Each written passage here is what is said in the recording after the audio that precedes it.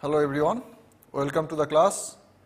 In this class, we will discuss some elements of information theory, which will give you some idea about what is possible to achieve in a point-to-point communication channel, and also if we want to compress a signal, to what extent we can compress a signal. So, let us see what is the goal of a communication system. The basic goal of a communication system is to transmit some information from the source to the destination. So, the source is one which generates some signal, a random process, and we want to convey that information to the destination through a channel. So, there is a source and there is a destination, and there is a channel in between.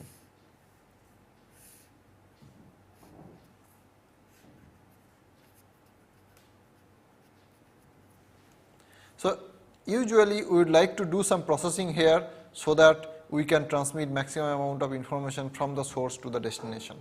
So, what kind of processing we will like to do is a question.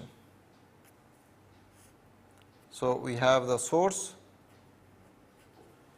and we process the signal that is generated by the source, and then we pass that signal through the channel.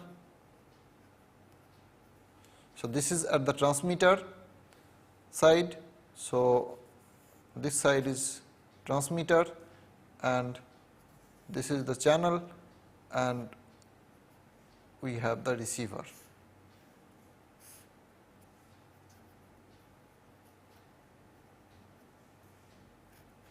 So, this is the receiver side, and finally it reaches the destination. So, what kind of processing is to be done here, so that we can transmit information from the source to the destination at the maximum rate, is the question. Shannon, in his first paper in 1948, Claude Shannon published a paper which is titled A Mathematical Theory of Communication.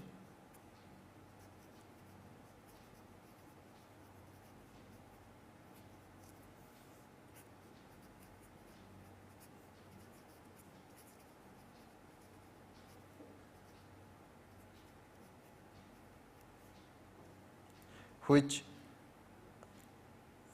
made some breakthrough contributions in the area of communication. It totally changed the way communication engineers looked at communication engineering.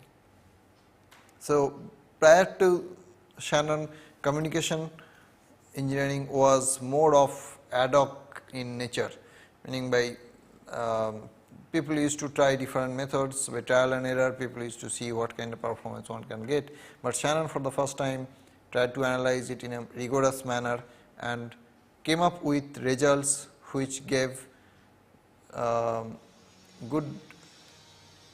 which threw light into the what can be achieved and what cannot be achieved. So, rather than giving techniques for achieving good performance, he tried to analyze what kind of achievements are possible in communication engineering.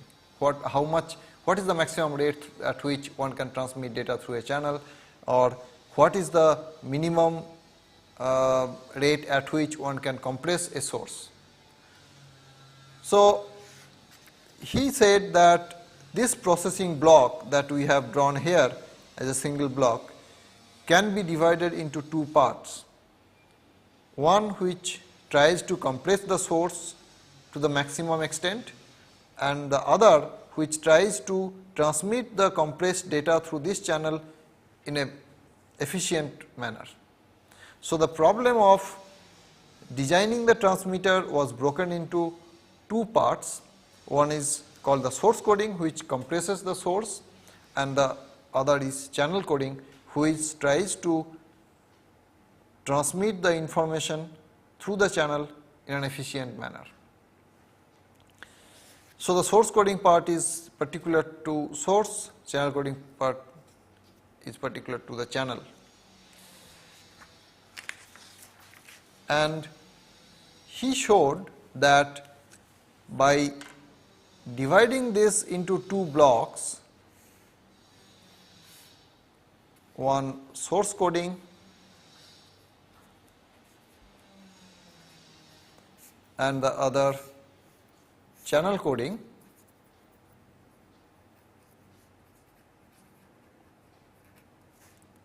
for most of the simple channels we will consider, by dividing this processing block into two parts does not lose any optimality, meaning by you can achieve the maximum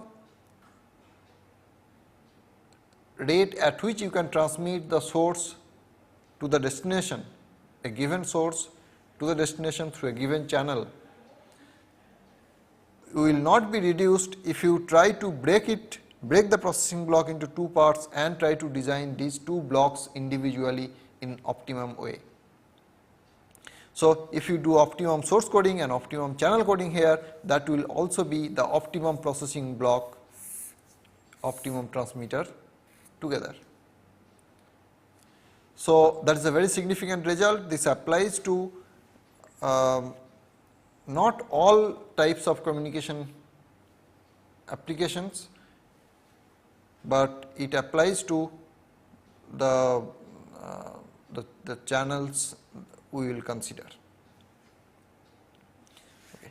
So, we will discuss in this class mostly source coding, and we will also discuss channel coding in some time. So, let us consider source coding. So, what is the job of source coding? We have a source here which generates some data which needs to be compressed to the maximum possible extent. So, let us take an example to see, to develop the intuition behind what is to be done in this block. So, let us say we have horse races. Every day there is, say, one horse race. Race is held among, say, 8 horses. So, there are 8 horses, 1 to 8, number of first horse, second horse, and so on. So, there are 8 horses, and every day there is a race between them, and the probability that the first horse wins the race is half. The second horse, so this is the strongest horse, probability that the second horse wins is, say, 1/4. Probability that the third horse wins is, let us say, 1/8, and then the next horse has probability 1/16. So, these are the probability of winning. Then the fifth horse has the winning probability 64. This also has, sixth horse also has probability 1/64. This also 1/64. This also 1/64.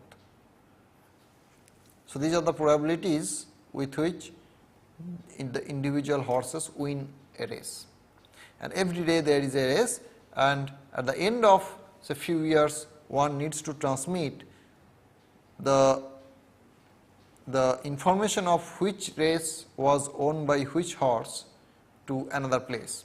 Let us say over a year we have 365 horse races, and we have 365 number of results to be transmitted. Now, since there are 8 horses, obviously one can transmit each result by transmitting 3 bits through a channel.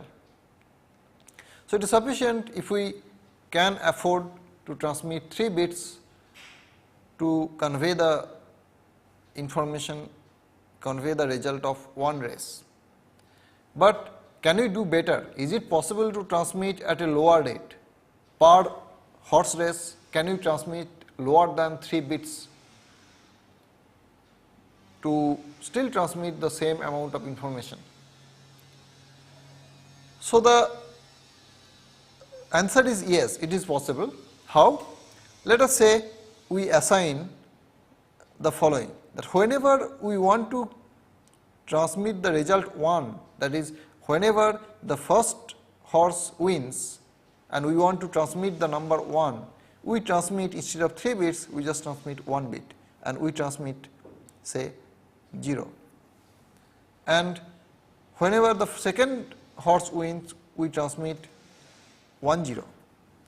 Similarly, for third horse, when the third horse wins, we transmit 1 1 0. When the fourth horse wins, we transmit 1 1 1 0. When the fifth horse wins, we transmit 1 1 1 1 0 0, 6 bits. If you are wondering how we decide the number of bits to be transmitted, it is nothing but log of 1 by the probability. The 1 by this probability is 64, log base 2 of 64 is the number of bits I am assigning to this. So, there are 6 bits here, there are 4 bits here, because log 16 base 2 is 4, log 8 base 3 is log 8 base 2 is 3, and so on. So, this also we want to assign 6 bits. So, we will transmit 0 1, for this 1 1 1 1 1 0, for this 1 1 1 1 1 1. So, these are the bits we will transmit for the corresponding results. So, if the first horse wins, I will transmit 0, if the second horse wins, I will transmit 1 0, and so on. So, these are the bit sequences that we will transmit corresponding to the horse number if that horse wins. Now, what is the number of bits we will need on average? Now, let us say we want to transmit 365 number of results to the destination. On average, how many bits will we need to transmit? So, we will transmit the result of the first race using this coding, meaning by if the fifth horse wins on the first race, we will simply transmit this fifth bit sequence, and then we will take the second horse race result, and if that was owned by the third horse, we will transmit these 3 bits next, and so on.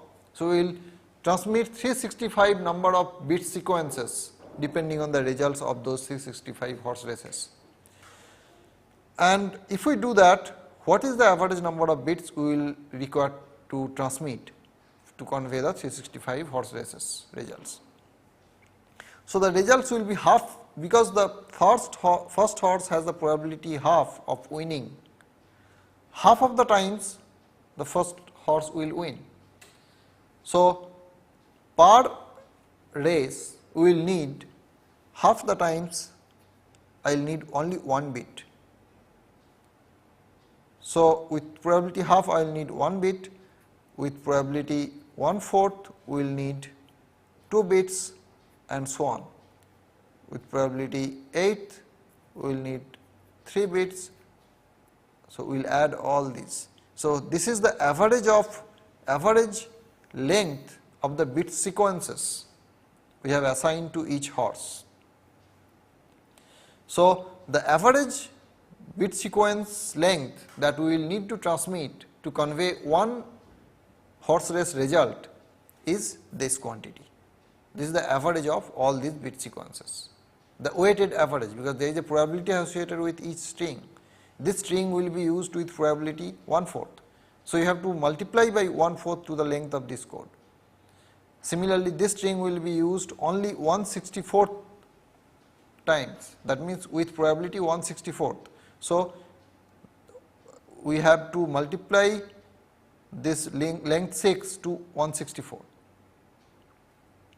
and then that way we take the weighted average. So, this length turns out to be 2 bits instead of 3 bits. So, if we use same length code for, so these are the codes for the horses. If we use fixed length code for each horse, we will need 3 bits because there are 8 horses, so we will need 3 bits. So, we will assign 0 0 0 to this, 0 0 1 to this, and so on, 0 1 0 to next, and so on. So, fixed length code will require 3 bits, whereas with variable length code we can transmit with only 2 bits. So, it suggests that whichever horse wins more frequently, that horse should be assigned a shorter bit sequence as the code. So, to transmit the result corresponding to that horse, we should transmit less number of bits compared to the horses which have smaller probability of winning. So, the frequent events should be communicated with less number of bits to save the bits. That is the fundamental principle of source coding. So, that also is very intuitive because we want to minimize the number of bits we transmit. So, for doing that, obviously the events that we need to transmit more frequently, if we assign less number of bits to those events intentionally, then we will be transmitting on average less number of bits, because the most frequent events are assigned less number of bits, and only the events which are very rare, they are assigned longer bit sequences, because they do not matter much, because we will not be transmitting those bit sequences very often. So, we will be transmitting on average less number of bits. So, that is what is applied, that same principle is applied in this when we develop this code. So, the summary of this is that we should use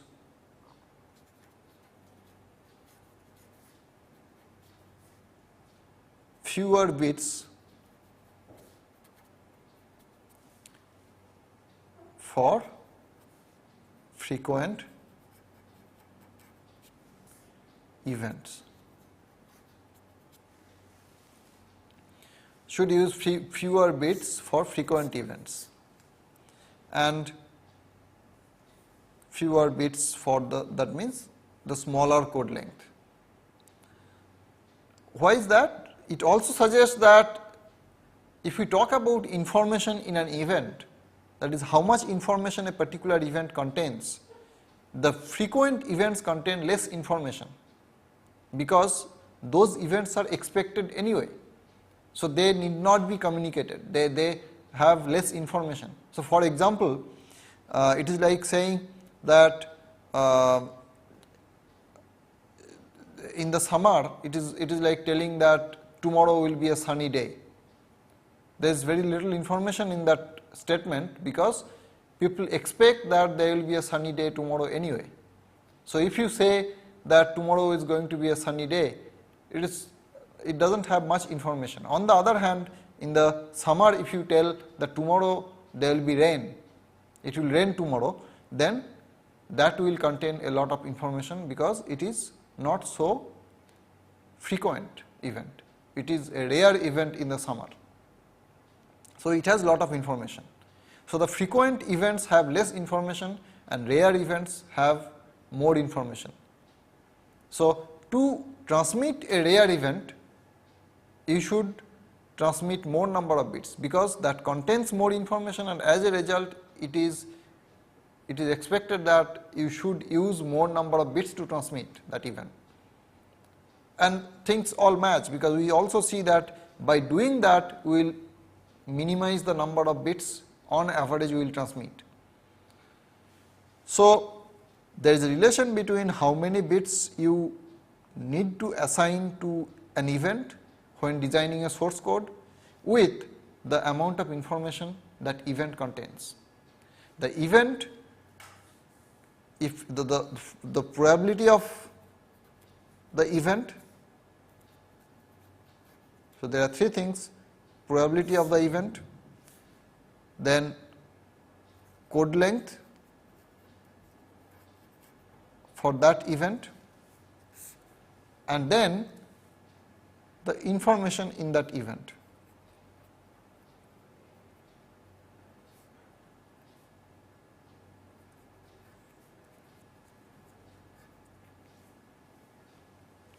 So, they are all related. If the probability of the event is small, that means it is a rare event, the code length should be higher, because we do not mind transmitting more bits to a rare event, because that will be transmitted rarely anyway. And another way to look at it is that that event is rare, so it has more information, so we should transmit more bits. So, what is the way to quantize the information in an event? Can we say that this event has so much information and the other event has so much information? Can you quantize it? So, one way to quantize is, as we saw in the example, the probability, the event of the first horse winning is very highly probable. So, we assign less number of bits, and the number of bits we assigned in this case is the log of 1 by the probability, and that is defined to be the information contained in that event. So, if we have a random variable x which say takes values from 1 to let us say m, with probabilities p1, p2, let us say p1, p2 and pm, then the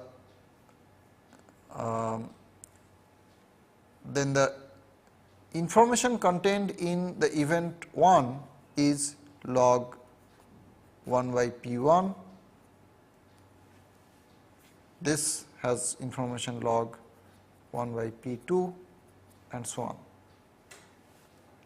So, we will also use, it is quite intuitive that we should probably use the number of bits in a code length same as the amount of information it has.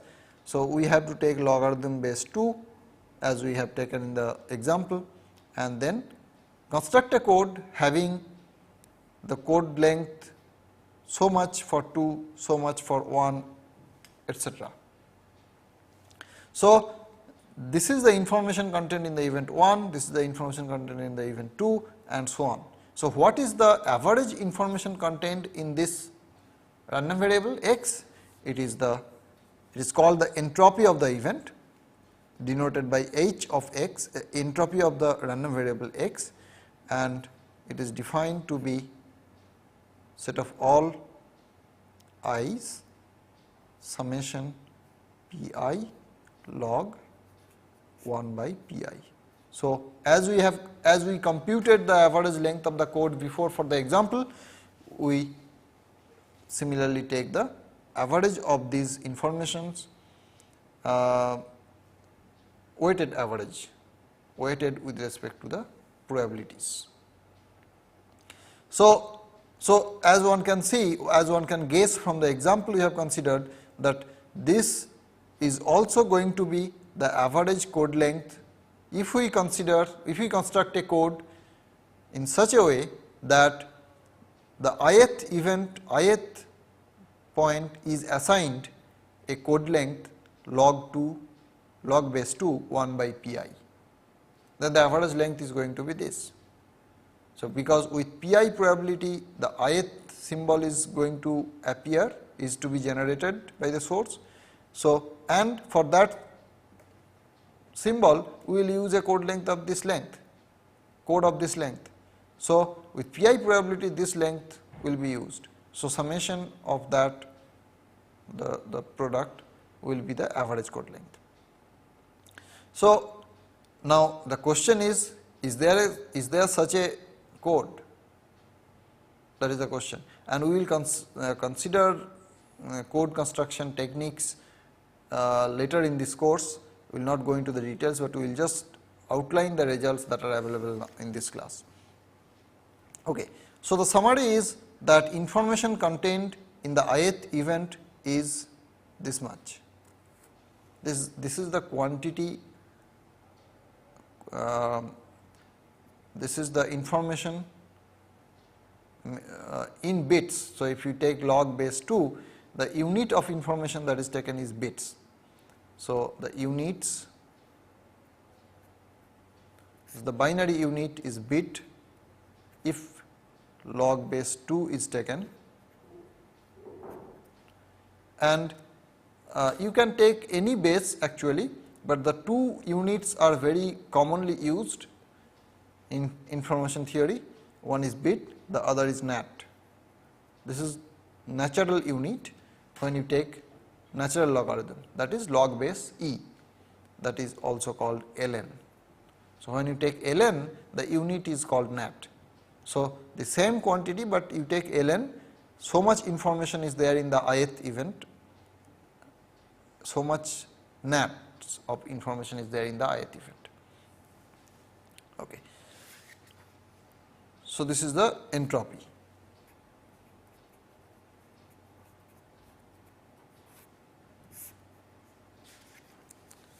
Let us take an example.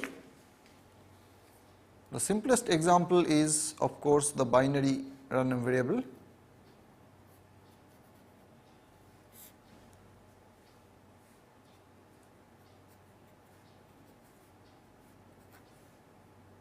Suppose the random variable x takes value 1 with probability p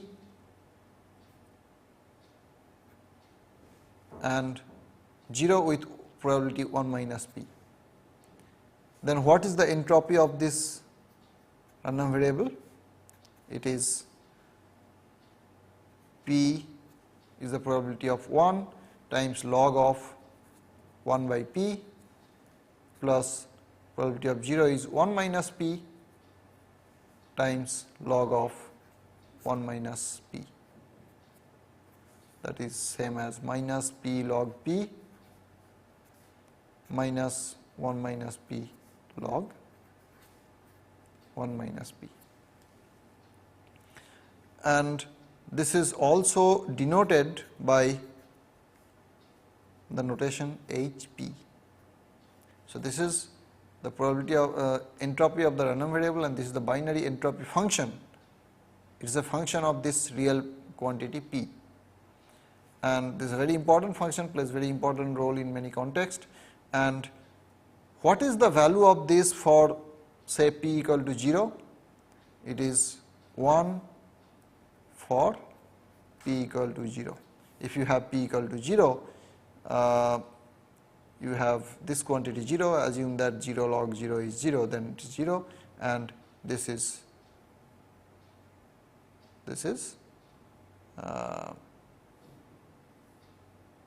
1 log 1, that is also 0. So, this is 0 for p equal to 0 and also for p equal to 1, but it is 1 for p equal to half.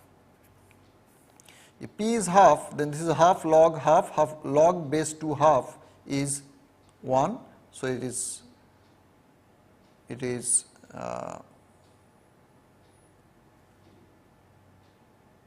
log base 2 half is minus 1. So, this is half and this is also similarly half. So, half plus half is 1. So, it has the, one can check that this has the maximum value of 1 bit. That means, one binary random variable can contain at most 1 bit of information. That makes sense, because a bit can contain at most one bit of information according to the definition. The definition has taken care of that one bit cannot contain more than one bit of information. It can contain less than one bit of information, because suppose a source always generates once, then do those bits contain any information? It doesn't, they don't contain any information, because it is known, once you know one bit, you know that the source generates only once. So whether you see the values or you don't see, you know the result anyway, you know the outcome.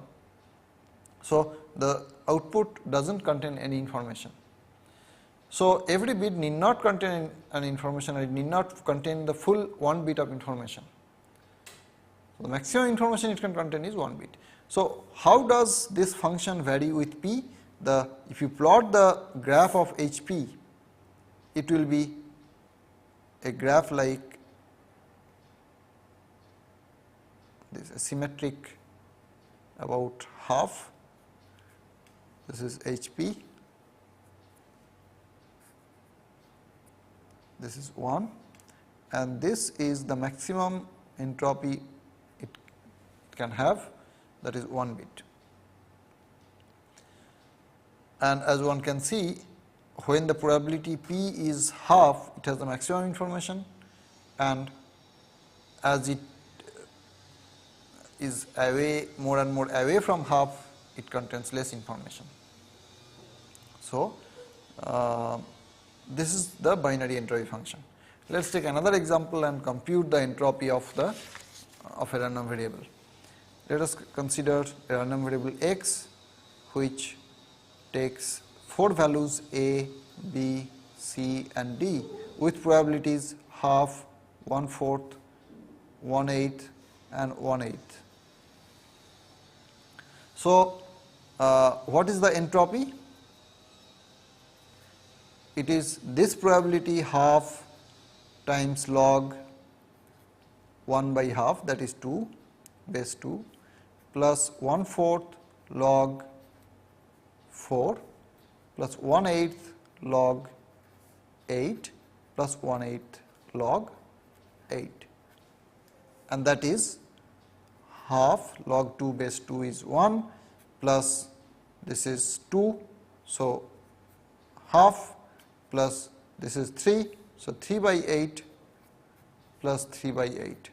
3 by 8 plus 3 by 8 is 3 by 4, and this is 1. So 1 plus 3 by 4, that is 7 by 4 bits. Okay. So this random variable contains 7 by 4 bits of information. What is the maximum amount of information such a random variable could have, which takes 4 values? A random variable which takes 4 values can have maximum amount of information 2 bits, as one can expect, right? When will that happen? When the probabilities are same. If all the events have the same probability 1 by 4, 1 by 4, 1 by 4, 1 by 4, then you would have 1 by 4 log 4 plus 1 by 4 log 4 plus 1 by 4 log 4 plus 1 by 4 log 4, and that is 4 times 1 by 4 log 4. So you will have 4 times 1 by 4 times log 4, which is 2. So 2 bits is the maximum information x can have. So one can see that any random variable taking m number of values will have maximum amount of information if the probability distribution is uniform over the values. So that means all the events, all the outcomes have the same probability. Then that random variable will contain the maximum amount of information. Okay.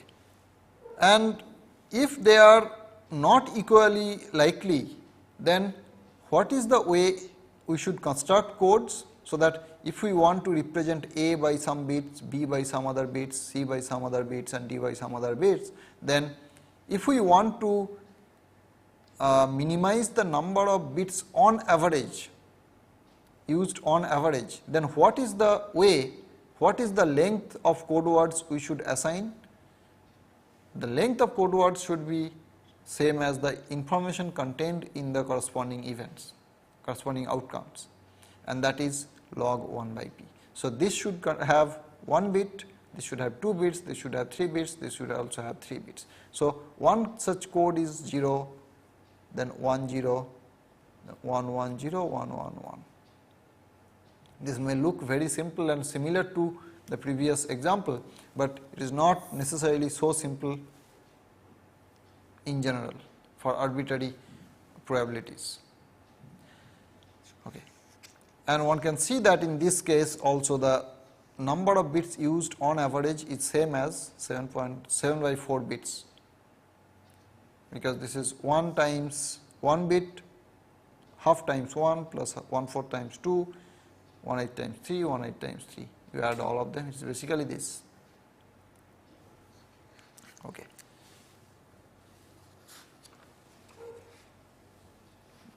Now, we have introduced the notion of entropy of a random variable, but okay, let us now see some properties of that function.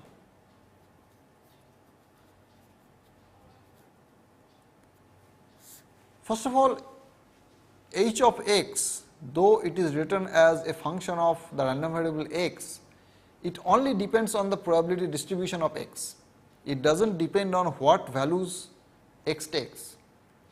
Say x takes 4 values, with first one having probability half, second one having probability 1/4, and third one having probability 1/8, and fourth one having probability 1/8. Then it does not matter what you call those values.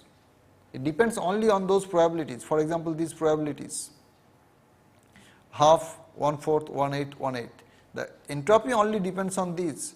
It does not depend on these values. If you call it A, B, C, D, or 1, 2, 3, 4, or horse, elephant, camel, cat, it does not matter.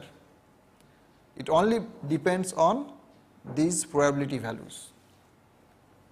So, truly speaking, this entropy is only a function of the probability mass function of x, not on the x as it is, but it depends only on the probability distribution of x, the mass function of x. The first property of hx is hx is greater than equal to 0. It is always positive, it is non-negative. The proof is very simple, because hx is summation over I equal to 1 to m pi log 1 by pi. Now, each of these quantities is greater than equal to 0. It is strictly greater than 0 for this is not equal to 1. Okay. So, since these are greater than equal to 0 and these are also greater than equal to 0, this whole thing is greater than equal to 0. Okay.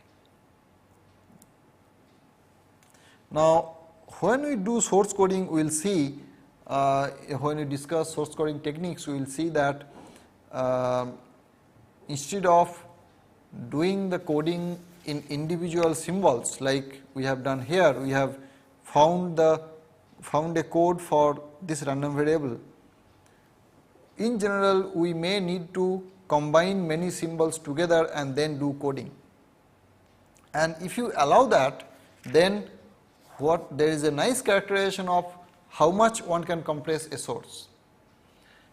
So, the answer is that per symbol you will need about hx number of bits, as we have seen in the examples also. In the case of the particular examples we have considered, the number of bits that we needed was exactly equal to the entropy of the source. But in general, it is not possible to encode exactly at the entropy number of bits, but it is possible to encode the source with average number of bits which is greater than equal to hx. So, the average number of bits, that is the average code length, of any source code, we can have a good code which will have average length greater than or equal to hx, but which is also less than hx plus 1. One can show that for any good source code, for any source code, the average length will be greater than or equal to hx, and there is also the best code possible will always have length less than average length less than hx plus 1. So, that means hx is a very crucial number for source coding, that you can do coding, you can do compression maximum up to hx, and it is also possible to compress up to very near hx, between hx and hx plus 1. And now if you combine many sources, it can be checked that one can go as near hx as possible as one wants for compressing the source, for representing the source. So, and that is the famous source coding theorem.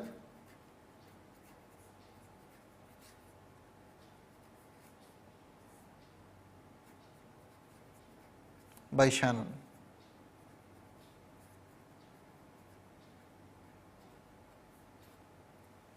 Which says that if we have a random variable x, if hx is the entropy of x, then we can represent x by hx number of bits on average if we do blockwise source coding. How is it possible? Suppose now if the source is not only generating one random variable, it is generating the random variable again and again, that is, it is generating a random process. Let us suppose that the source generates a IID random process, meaning by it is generating many symbols one after another, and every symbol is having the same distribution. It is just a copy of x, and they are all independent and identically distributed.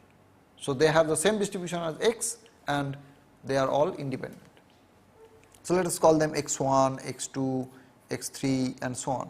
So, it is a sequence of random variables the source is generating. Each one have the same distribution and they are independent. Then we can combine say n number of such random variables, IID random variables, and then do coding together.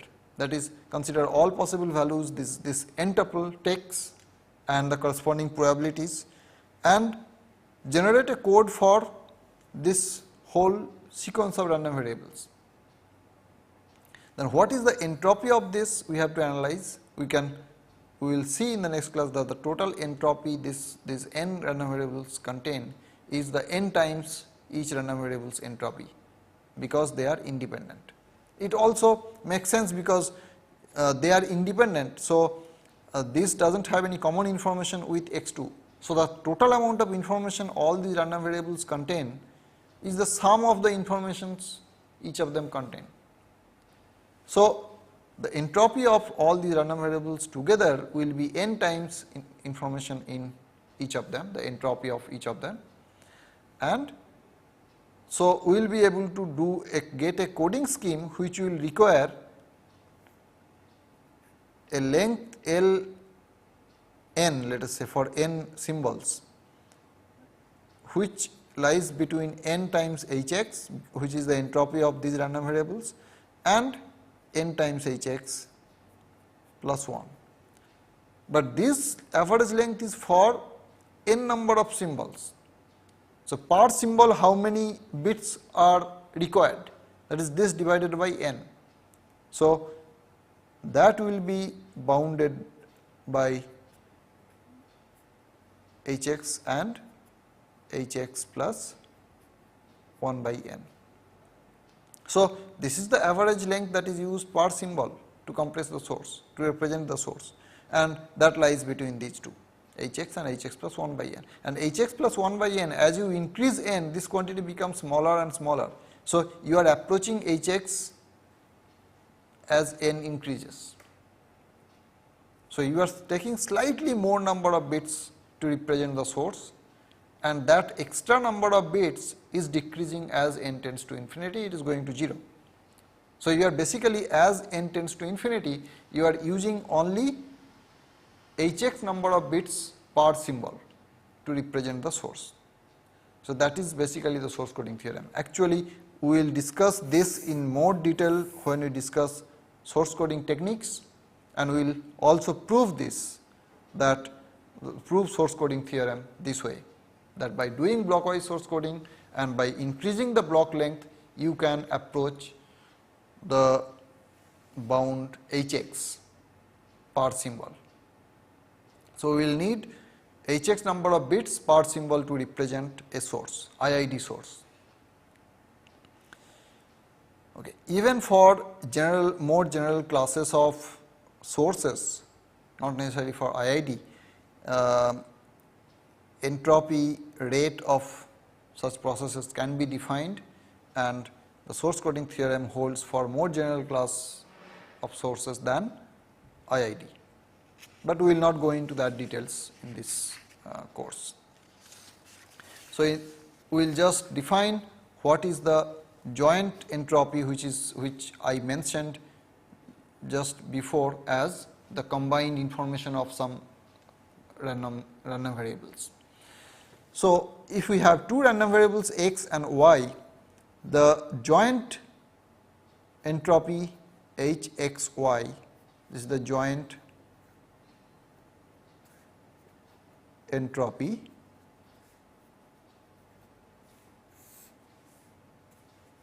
hxy is defined to be take all x and y.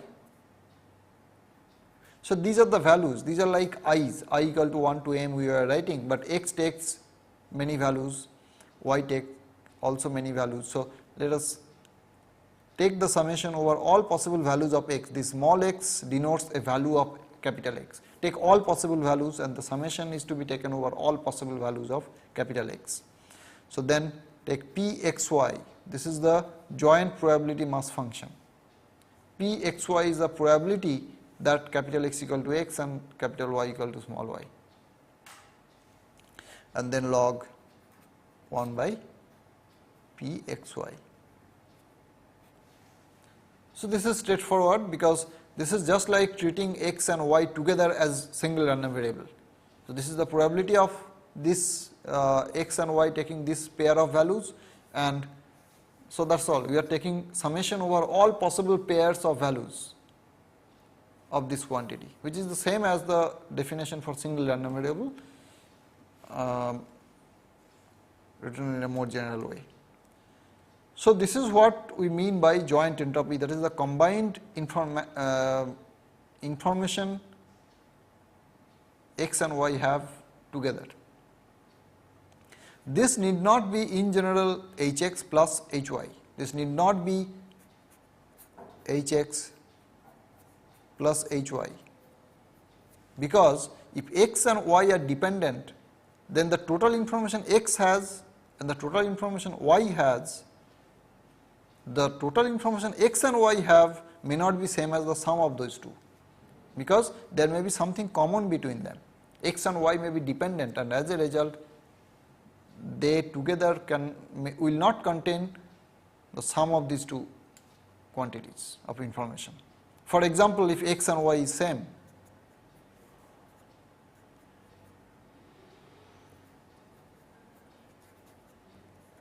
x and y are same, then hxy is nothing but hx, because y does not contain any extra information than what x contains. So, by taking combined information, it will not be more than what hx. So, it is same as hx, which is also same as hy. So, it need not be same as the sum of hx plus hy, but it will be this for independent x and y.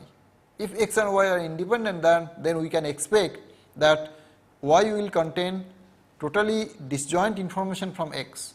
X and y will not have any common information, and as a result the total information in x and y will be same as the sum of the information x carries and the information y carries. So, the total information will be sum of the information each of them carries. So, that is the joint entropy. Okay. And one can let us see some other examples. Let us see an example where x and y are independent to see that it will really be equal to hx plus hy for such an example. So, let us say x takes two values 0 and it is binary, and y also is binary, but they are independent. This has, let us say, probability p and 1 minus p, and this has probability, let us say, q and 1 minus q. Then what is the joint entropy of x and y? So, x y, this x y takes 0 1 values 0 1, 0 0 has the probability p q, 0 1 has the probability 1 minus this is p 1 minus q, q 1 minus p, 1 minus p, 1 minus q. These are the probabilities. X 0 y 1 has the probability p times 1 minus q. Similarly, all the other elements. So, what is the joint entropy hxy? Hxy is this probability pq times log 1 by pq plus p 1 minus q times log 1 by p 1 minus q plus q 1 minus p log 1 by q 1 minus p plus 1 minus p 1 minus q log 1 by 1 minus p 1 minus q. This is the joint entropy. Now, let us do some manipulation and see if we can prove that this is same as the sum of the two entropies. So, let us take p common from these two terms. So, this is same as p times q times log 1 by pq, but log 1 by pq itself can be broken into log 1 by p plus log 1 by q, because multiplication becomes addition outside log. So, log 1 by p plus log 1 by q plus 1 minus q times log 1 by p plus log 1 by 1 minus q. Similarly, here we can take 1 minus p as common,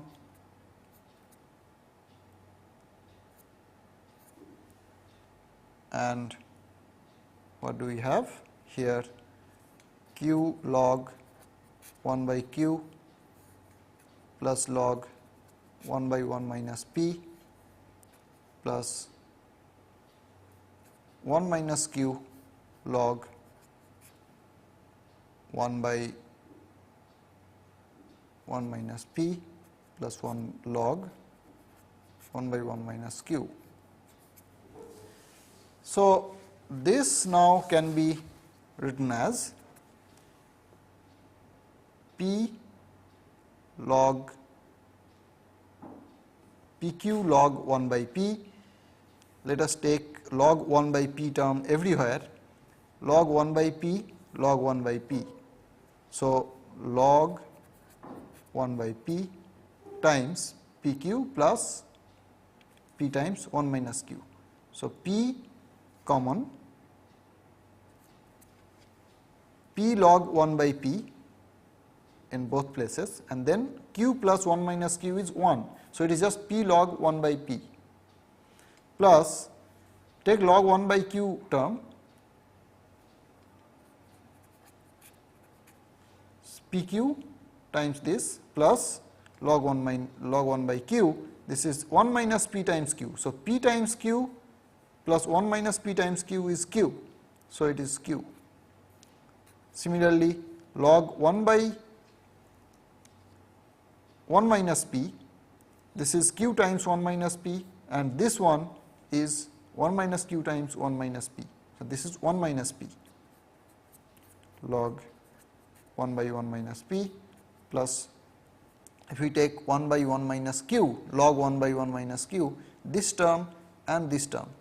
So, p times 1 minus q plus 1 minus p times 1 minus q, that is simply 1 minus q.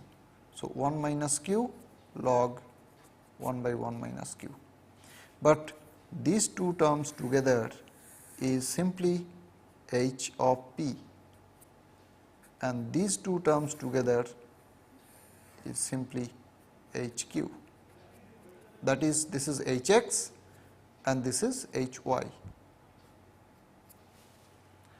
So, in this case, since x and y are independent,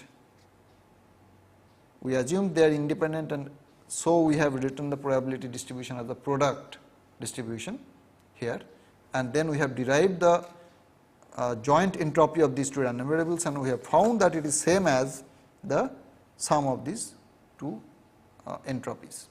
So, for independent random variables, we have seen that the joint entropy is same as the sum of the entropies, and for when they are dependent, in particular for an example, we have seen that they are, when they are same, the entropy, joint entropy is not same as the sum of the entropies. So, in the next class, we will continue this some more on information theory. Thank you.